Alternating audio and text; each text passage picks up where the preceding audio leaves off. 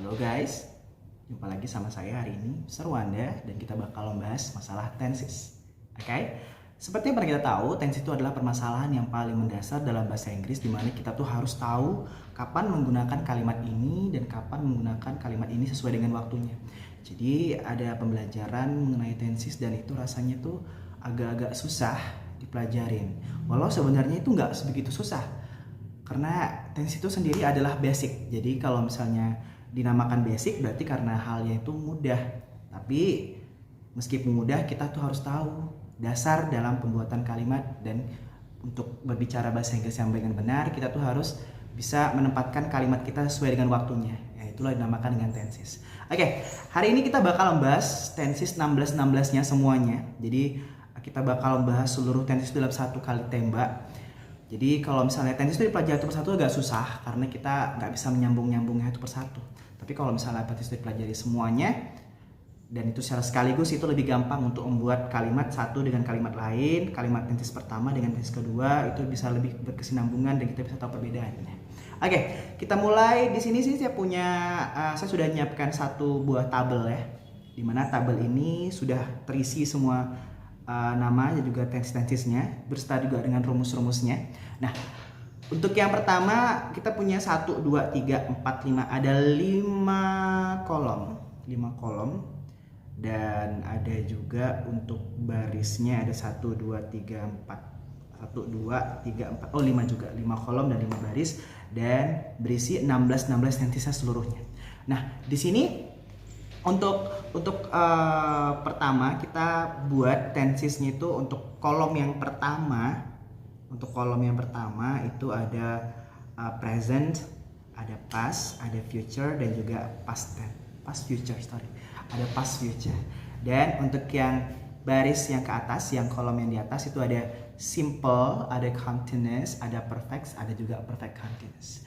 Jadi sebenarnya setiap tenses itu mereka punya masing-masing tuh, ada simple-nya, ada continuous-nya, ada perfect-nya, ada juga perfect continuous-nya. Nah, di sini kita bakal pelajari satu persatu dan sekaligus. Oke. Nah, di sini kita punya present simple, present continuous, present perfect, dan present perfect continuous. Kita bakal baca persatu. Di sini kita punya present simple, di mana rumusnya itu subjek plus verb 1. Dikatakan simple karena dia memang sederhana aja. Dia tuh nggak perlu tambah-tambahan lain, dia cukup pakai subjek plus verb 1. Jadi kalau misalnya membuat kalimat langsung aja kayak I go, I sleep, I drink, I eat, I visit, I live. Seperti itu simpelnya. Kemudian setelah itu kita masuk ke present continuous tense. Present continuous ini seperti namanya tuh continuous, continue, progressive. Dia sedang berlangsung, sedang berprogres. Jadi untuk rumusnya sendiri kita pakai subject, to be, dan juga verb ing. Dan to be yang kita gunakan di sini itu adalah ism are. Jadi kalau misalnya mau mengatakan kalimat itu sedang dikerjakan, kita cukup menggunakan subject, to be, verb ing. Karena memang sedang itu nggak ada bahasa Inggrisnya. Jadi kita menggunakan subject, to be, verb ing untuk mengatakan sedang. Jadi kalau misalnya saya sedang makan, I'm eating. Saya sedang minum, I am drinking. Agak aneh sih, I am drinking, tapi nggak apa-apa. Sebagai contoh, it's okay. Okay, I'm talking, I'm watching, my mom is cooking, they are playing games, they are playing football. It's very easy. Jadi semua itu sesimpel itu juga. Subject, to be, verb ing sebagai pertanda kalau misalnya itu dia sedang dikerjakan. Okay? Selanjutnya kita punya present perfect. Perfect artinya sempurna. Sudah selesai, sudah dikerjakan. Jadi untuk present perfect sendiri kita punya rumus subject plus have plus has dan juga plus verb 3. Jadi kita pakai past participle untuk menandakan dia tuh sudah selesai dikerjakan. Contohnya, I have finished, my mom has cooked, we have studied. Jadi cukup menggunakan have dan has-nya, juga menggunakan verb 3. Okay? Selanjutnya kita punya present perfect continuous tense. Present perfect continuous tense, gabungan antara perfect dan juga continuous, di mana perfect itu butuh has verb 3, has have dan verb 3, dan continuous itu butuh to be dan juga verb ing. Jadi kita tinggal gabungkan subject have atau has, tetap dipakai have atau has, menggunakan been dan juga verb ing. Okay? Subject plus have plus has plus been dan juga verb ing. Contohnya itu, we have been studying, I have been talking. Okay, they have been doing. So that's very simple part. Okay, jadi ulang lagi, present simple subject plus verb 1, present continuous subject to be verb ing, present perfect subject have has verb 3, and present perfect continuous tense subject have and has plus been plus verb ing. Okay, sekarang kita masuk ke bagian past form.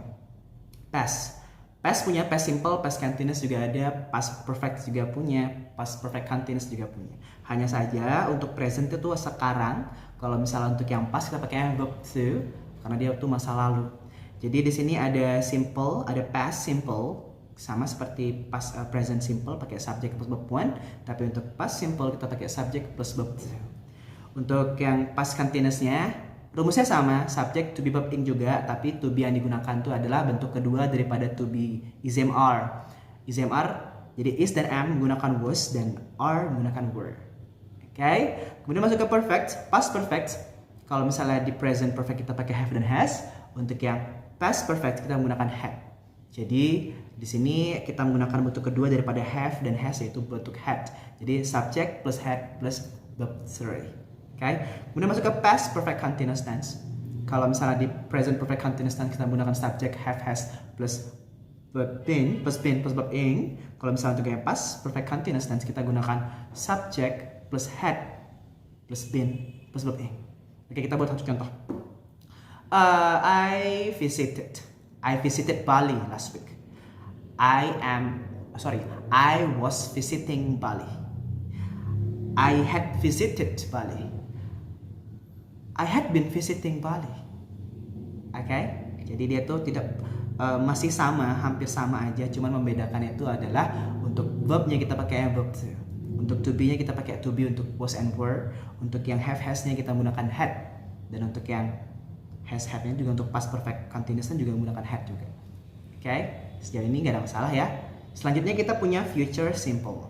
Future itu membicarakan tentang masa depan. Jadi semua ini untuk sama seperti teman-teman present past juga, future juga teman-temannya sama, future simple, future continuous, future perfect dan juga future perfect continuous. Hanya saja untuk future ini karena merupakan sebuah harapan dan juga sebuah perencanaan, kita butuh tanda untuk mengatakan dia itu sebagai masa depan. Kita gunakan will. Kita pakai future simple itu subject plus will plus verb 1, segampang itu. I will call you tonight. I will call you tonight. And then for future continuousnya, subject plus will plus be plus verb ing. I will be calling you tonight. Okay. Kemudian future perfectnya, subject plus will plus have plus verb 3. I will have called you. I will have called you tonight. And then future perfect continuousnya, subject plus will plus have plus been plus verb ing. Jadi kalau misalnya buat kalimatnya, I will have been calling you tonight. Walau sebenarnya itu untuk future, mau dia future simple, future continuous maupun future perfect dan juga future perfect continuous, semua itu merupakan sebuah harapan, jadi masih belum kejadian. Jadi untuk mempersingkat pernyataan kita cukup pakai yang future simple atau future continuous aja. Karena kalau misalnya harapan terlalu detail juga nggak seru. Jadi cukup future simple aja. Oke? Kita punya future. Sekarang kita masuk ke past future. Jadi kalau misalnya biasanya saya tuh menandakannya kalau misalnya future itu masa depan, harapan. Kalau misalnya past future itu sifatnya itu masa depan yang nggak kejadian atau berupa sebuah pengandaian atau memang penyesalan, regretting. Jadi kalau misalnya past future itu ada juga sama seperti past future simple, past future continuous, past future perfect dan juga past future perfect continuous. Jadi harapan-harapan yang kita buat di future simple, future continuous itu di past future simple dan past future continuous itu nggak jadi. Jadi hanya sekedar sebuah pengandaian. Okay? Kalau misalnya di future kita menggunakan will sebagai modalnya, di past future kita menggunakan would karena kan kita past. Jadi di sini subject plus would plus verb 1. I would call you. Oke, I will call you, saya akan menelpon kamu, harapannya. Tapi kalau misalnya kita sebutkan sudah I would call you, itu artinya saya tadinya akan nelpon kamu. Itu artinya nggak jadi saya nelpon kamu. Oke, jadi untuk past future simple-nya segampang itu, subject plus would plus verb 1. Oke, untuk yang past future continuous, subject plus would plus be plus verb ing. Kita tinggal ganti aja future continuous yang menggunakan will. Jadi untuk yang past future continuous kita menggunakan would, subject plus would plus be plus verb ing. I would be calling you. Saya harapannya saya sedang nelpon kamu, tapi nggak jadi. Jadi dia tuh gagal nelpon. Kemudian past future perfect, ini kejadiannya saya mengharapkan suatu akan sudah selesai atau akan sudah sempurna selesai, tapi nggak jadi, gagal selesainya. Jadi kita gunakan past future perfect. Kita pakai subject plus would plus have plus verb 3. Oke. Kemudian masuk ke past future perfect continuous, di mana di sini kita menggunakan subject plus would plus have plus been plus verb ing. Sebenarnya ini harapan sudah terlalu mendetail, tapi nggak apa-apa, yang penting tahu aja. Kita pakai I would have been calling you, tapi nggak jadi. Jadi untuk yang penjelasan singkatnya itu presence tuh dipakai untuk sekarang. Oke. Jadi simple presence dipakai untuk sekarang, dan rutinitas yang sekarang dikerjakan kita pakai simple presence. Kemudian present continuous yang sedang dikerjakan sekarang juga.